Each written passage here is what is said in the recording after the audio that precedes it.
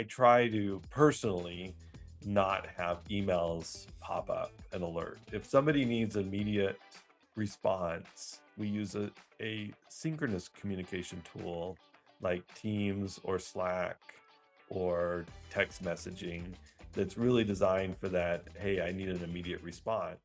You're listening to Stimulus Tech Talk, a conversation based podcast created by Stimulus Technologies that covers a range of topics related to business and technology.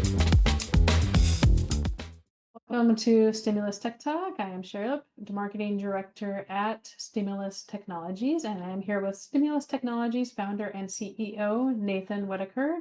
And today we are going to be talking about how to get you out of inbox overwhelm and managing your email inbox. Welcome, Nathan. Thanks, Sherry. I'm feeling this myself right now because I was out of office for a little bit of time and I'm just trying to catch up. So, can you help me? You're the you're the expert on managing the inbox. So I haven't seen you manage your inbox, and I need to take tips from you myself. But why do you think email has become such a huge time drain on everybody, and especially business owners? Well, I think, there's a couple of reasons. One is because it's available all the time. Luckily, I've been kind of seeing the evolution of email over, you know, probably 40 years now because I was actually using some form of email even as a young teenager. And it's obviously evolved, back when, we were in BBS days, bulletin board system days, or FidoNet, or, old email type systems, you would have to log in and check your email. You'd actually literally dial up and check your email. But now, as with everything, it's in the palm of our hands. Email is available to us wherever and whenever we're at. And I think that's a good thing in some ways, and it's become a bad thing in other ways. I think there's been this perception that email is synchronous communication, which means that people expect a response immediately or visibility immediately. Where really email was originally designed to be asynchronous, which you sent it like a letter, and then you get a response at some point. But now it's a primary tool for business communication. Over the years, we went from a lot of mostly phone calls to mostly email. And then we do have, obviously for mostly internal communications, things like Teams or Slack, that really is designed to be, synchronous communication real time. But I think there's this expectation that email is also synchronous, which is, real time communication. So I think that's really the problem, that it's just available to us all the time. And there's this human perception that we need to respond to something if we haven't responded to it. If there's an email that's whether it's unread or read, that's sitting there in our inbox, that there is an action that we need to take that we haven't taken yet. And so that just builds a little bit of stress on each of us individually, and that builds up over time. The other issue is, I think most employees and business owners use their inbox as kind of a task management tool. Their email responses or the work that they have to do to respond to an email becomes their daily task list. And that I think that's a big issue because it becomes a last in, first out for a lot of people. So, the email that you most recently got is at the top of your inbox. And so that's the most item that's demanding your attention at the moment. But there might be a task that you should be working on that's on your calendar, or something that has a much higher priority. But in our human brain, because there's an unread email at the top of our box, that's the most important thing that we need to do at that moment. And even, worse is you get notifications, whether it's on your phone or on your desktop, you're getting these constant notifications of it. A new email comes in and you feel like you got to respond to it. It's a new interaction. So, just I'm kind of going off about some psychology that comes in with email. And we've done all these things to be more productive, but unfortunately, I think a lot of them have come to loss of productivity because you're just managing, these communications that were never designed initially to be used how we're using them today. So I think we have to think about things a little bit differently as we use email as a primary business tool, to make it more efficient. And do you think those are some of the biggest mistakes people are making when they're managing their emails, or other mistakes they might be making when trying to manage an inbox? Yeah, I think there's a few other mistakes that people make. So as I mentioned, you're leaving things in your inbox or maybe unread as kind of reminders of things to do. And I'm going to make everybody feel uncomfortable, I'm sure, because we've all done this, and I even do this. So, okay, you read an email, but I can't respond right now, so I'll mark it back as unread, and that's a reminder I need to do something. But then that email goes down, a couple of pages because you have like 13,000 other emails that came in the last hour, and those that have bigger priorities now. So that's one mistake. The other thing is using it as a filing cabinet. People send a lot of large files and things in email, and they might sit in your inbox, or maybe you organize them in folders. Email was never designed to be a file storage, but people often use it that way. I think other things to think about is you can create complicated structures for organizing your emails, and you spend more time filing your emails in this complicated structure, whereas email tools now have really good search functions, especially if you include some AI tools in there too, that are much better than trying to go into a folder and find an email from John that they sent 3 years ago. It's much easier just to search for his email address and see what all emails you got from John, and maybe with a certain title. And if you use AI, you can ask it in natural language, find this email from John Smith. And, I think we talked about, an Excel file of the performer we were working on, and it'll find that for you. So, I think the days of building these complicated folder structures and filing systems are kind of gone. You can still build some structure, but I don't think it has to be super complicated anymore like it used to be. And then the other thing is just, as I mentioned, is those notifications that are coming in all the time.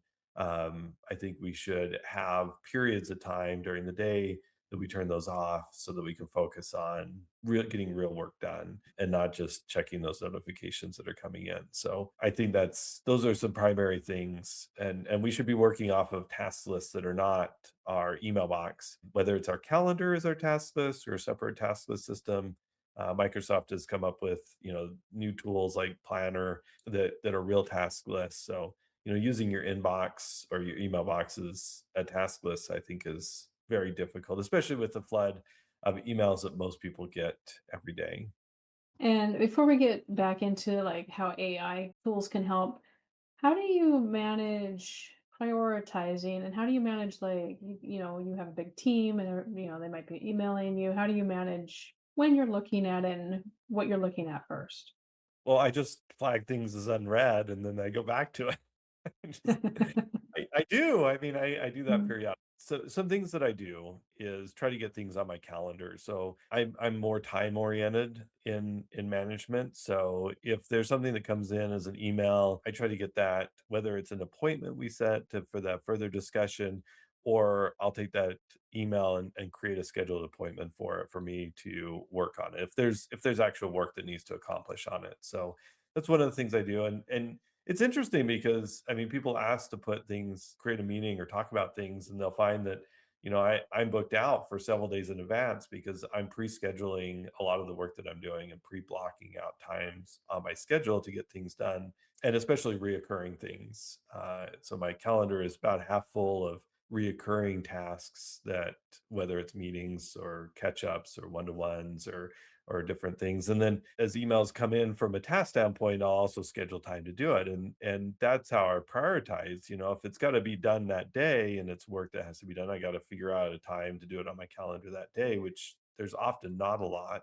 So from a prioritization standpoint, I either have to bump something, or it's going to take a day or two for it to get done. And I do try, a couple of times during the day, clear out as much of the email as possible, make sure I do it, provide a quick response, whether it's scheduling something or providing some information. So, clearing out, the inbox as much as possible. I think the other complication with email that especially managers or business owners get themselves into is that they're CC'd on a lot of emails. It's just informational. So, we might need a quick read, make sure there's no actions we need to take, and then get them out of there so that, clear the mind space of that. And, don't be afraid to clear yourself off of CCs. Just say, I don't need to be part of this thread anymore. I don't, want to clog up my inbox, because that's something that we often do in, corporate culture is, oh, I need to CC everybody so everybody's aware of what's going on here. And I think we have often too many people that are included on emails. So just be cognizant of that, whether it's a reply all, or, whether you're included on that thread and don't need to be, feel free to take yourself off of it. So I think that's some other things that I've found that are helpful. Do you schedule time to look at email, or do you just, like you said at the beginning, you kind of we see the notification come, and do you put boundaries on it? Yeah, personally, I've turned off notifications. So I Oh, don't on my phone and on my desktop, I don't have pop-ups of emails. So I'll go into my email box at different times during the day, and it's usually breaks between meetings, and I'll clear those out. So one of the things I try to do is start my day a little early, and that's time to like clear out the overnight stuff, and then review my task list, my calendar for the day. Sometimes I'll even be doing that as I'm eating breakfast in the morning or something, before the day starts, and then review the emails as things go on. But I try to personally not have emails pop up and alert. If somebody needs immediate response, we use a synchronous communication tool like Teams or Slack or text messaging that's really designed for that. Hey, I need an immediate response. And again, those should be internal, an external, especially like a vendor that is trying to sell you something, shouldn't be using your immediate brain space. And so that's, as a business owner, right, three-quarters of my emails are coming in from vendors trying to sell me something, or, account managers, and they're doing their job, and maybe there's stuff that I need from them, but that's not the critical thing I need to be working on at the moment. So just I turn off the alerts. I know other business owners that block timeout. They might block 30 minutes at the beginning of the day and 30 minutes at the end of the day, and maybe one middle of the day to review emails. And they don't look at their email box other than that time. And that's just, I think, being respectful of the owner's time so that they're using, their email to do real work, or their time to do real work, rather than just communicating via email to people. when you're organizing it, do you use the folders? Do you create folders for things? I know you said that's kind of maybe AI is replacing some of this, but how do you organize it? I personally still do use some folders. I used to use a lot more, but what I found for myself is I'd rather just store it in larger categories. There is brain space to figure out, like, does this need to go into the accounting folder, or does it need to go into the HR folder, or does it need to go into an operations, what folder, or I've seen people that have gone down and like created folders for each vendor that they're communicating with, and each employee, or and they have like 3,000 folders that are in their mailbox. And I think that's kind of a mistake. One of the things that has changed too is that we've gone to a most Microsoft 365 mailboxes have ability to do automatic archiving of your data. So I still do this. I have like folders that are year based so that I know what happened per year. But I may go away from that because I just have now online archive set to automatically move, 2-year-old emails over to the online archiving system. And that's also searchable. So you can, it's not like in the past, you'd have a external PST file that you'd have to move your data over to, and if you need to look up an old email, you'd have to go into this, archive folder because you didn't have enough space in your main mailbox. Now you can automate all of that. So I think the need to have a lot of complicated folders and to sort them by year. And I think most of that's gone. So I think if you still want some folders, it's okay, but you don't need to go in depth because you just do the search, whether it's AI search or just the straight search in Outlook, it does a pretty good job. And most of the time that search is a lot faster than trying to dig into a bunch of folders to figure out where things are. And it's really easy to like miss organizing things in folders. So, if you really wanted to reduce it down, is you have two folders. You have your inbox, well, maybe a few more than that, but you have your inbox and your responded to box. You have things that come in, and then you have a box of things that you've taken care of. And then obviously you have like your sent and deleted and junk folders, but you could get it down that much, and then you just use search to find emails from the past. How has AI started to help manage inboxes like Copilot or something else like Gemini or something? Yeah, I think there's this promise, and maybe it's not fully yet, that you can have a full AI assistant that's, going in there and reading your emails and creating next steps and scheduling things on your calendar. I'm not quite feeling that it's there yet, but some things you can do that are really, really nice is, using AI for search. I think that's there. So you have a natural language search of, hey, we were talking about this topic. I don't remember exactly who it was with, help me find this email. So that's a nice tool. Other things is responding to emails. An example, I had a meeting this morning that I needed to respond to our attorneys on a topic. I was having an internal meeting, and so I used AI to create a transcript of the meeting, summarize that along with what the attorneys had asked me, ask us to do the work to do, and provided it the documents on the background, and it quickly created a response to the attorneys that would have taken me 15 minutes to write the response, and it took a few minutes because I just took the transcript and generated an appropriate email back to them. So that's a great way to use AI, is to help you gather data together and craft a response that's complete to whoever you're talking to. And so that was a huge time saver. Again, I don't think AI is quite there to like help you completely organize your mailbox, automated response. I don't think I'd want AI doing that yet, although there are tools that will do that for you. And I don't think I'd recommend that yet. So that's my opinion. It is hard when AI can do so many things, but then when you kind of let it take over for you, it can be a little scary.